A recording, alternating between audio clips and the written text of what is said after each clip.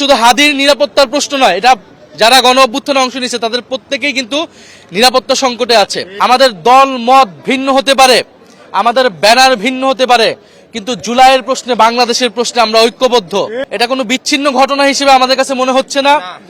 এটা পুরো বাংলাদেশকে অস্থিতিশীল করার যে অপচেষ্টা 5ই আগস্টের পর থেকে শুরু হয়েছিল এবং বারবার ছাত্র জনতা যা প্রতিরোধ করেছে, সেই একটি ঘটনার এটা একটা ধারাবাহিকতা। আমরা আজকে রাত থেকে মাঠে থাকবো এবং যেখানে আমরা ফ্যাসিবাদীদের ষড়যন্ত্র দেখবো আমরা সেটা প্রতিহত করব। তরুণ নেতা শরীফ ওসমান হাদি, যিনি ঢাকা 8 থেকে স্বতন্ত্র এমপি পদপ্রার্থী ছিলেন, যিনি তার নির্বাচনী প্রচারণার সময় গুলিবিদ্ধ হয়েছেন সন্ত্রাসীদের দ্বারা, আততায়ীদের দ্বারা, এবং যারা আমরা গণ অভ্যুত্থানে অংশ নিয়েছিলাম, আমাদের গণ অভ্যুত্থানের জুলাই যোদ্ধা, আহত, শহীদ পরিবার, তারা সবাই কিন্তু হুমকির মুখে আছে এবং সাধারণ মানুষ তাদের নিরাপত্তা নিয়ে সংকট তৈরি হয়েছে।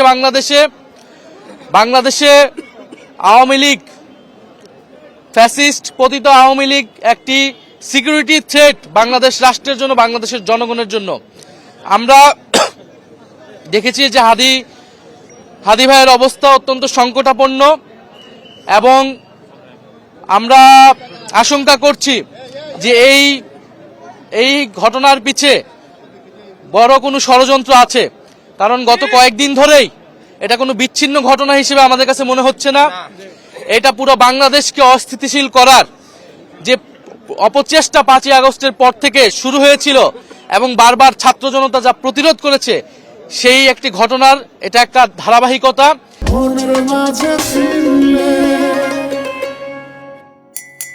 ইনশাল্লাহ আমরা আবারও প্রতিরোধ করব। আমরা শরীফ ওসমান হাদি ভাইয়ের সাথে আছি।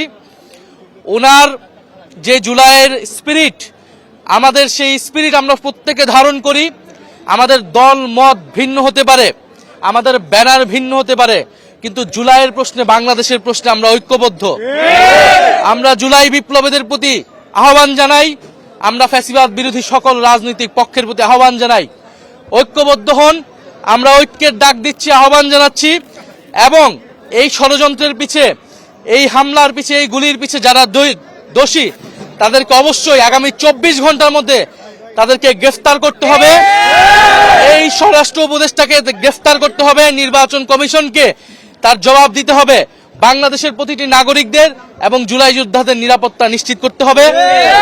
আমরা আজকে রাত থেকে মাঠে থাকবো এবং যেখানে আমরা ফ্যাসিবাদীদের ষড়যন্ত্র দেখবো আমরা সেটা প্রতিহত করব।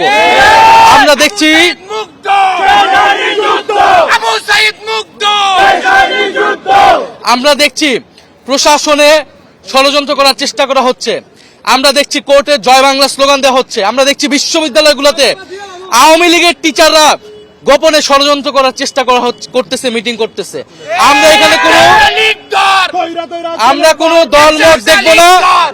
জুলাইয়ের প্রশ্নে আমরা ঐক্যবদ্ধ এবং নির্বাচনকে বানচাল করার, বাংলাদেশকে অস্থিতিশীল করার ষড়যন্ত্রে যারাই লিপ্ত থাকবে তাদের কঠোর বিচারের আওতায় আমরা আনব।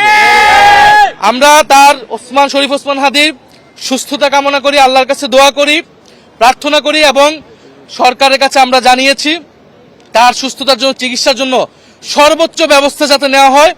এবং এই ওসমান হাদি জুলাইয়ের প্রতীকে পরিণত হয়েছে। এটা শুধু হাদির নিরাপত্তার প্রশ্ন নয়, এটা যারা গণ অভ্যুত্থানে অংশ নিয়েছে তাদের প্রত্যেকেই কিন্তু নিরাপত্তা সংকটে আছে।